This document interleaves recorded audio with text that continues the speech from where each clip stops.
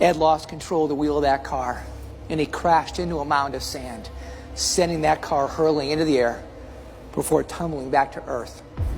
One of the first times that I came to, that's when one of my doctors said this. He said, Scott, in case you don't recall, you're in a bad car accident. You've broken your neck and have a very serious spinal cord injury that has left you paralyzed from your chest down. Diagnosed a quadriplegic.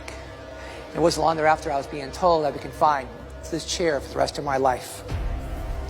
30 days into this experience, laying there, I started getting some movement back in both of my wrists. In the back of my mind, I started thinking to myself that no matter how difficult life would be going forward, that everything would be okay. When I first started pushing a wheelchair, that's when one of my doctors, though, pulled me over. And he goes, Scott, look, we know you're getting some movement back in your arms. Not uncommon, but I think now more than ever, you need to understand the seriousness of your spinal cord injury and come to realize that the movement that you're getting back in your arms is as good as it's going to get. I don't know if that is exactly what he said, but what I heard was, you might as well go ahead right now and give up hope. Give up hope in the idea you ever come out of this chair. But the problem was, I bought into his words. My vision darkened.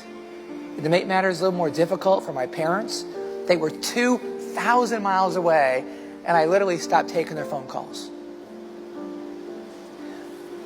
4 days later, Dad got me on the phone, and he demanded to know what was wrong. So I made an executive decision to tell him. And all he said was this: I was out there 2 weeks ago for your birthday. Your attitude was off the charts. Remember how I reached down, put my arms under your arms, and hoisted you into the upright position? Do you recall what that felt like? Of course I do. Will you do me a favor? Will you go back and recapture that mindset and re-own it again? In the meantime, don't be upset with me. I'm going to have words with that doctor. And then come the next morning, when I woke up, I could not believe my eyes.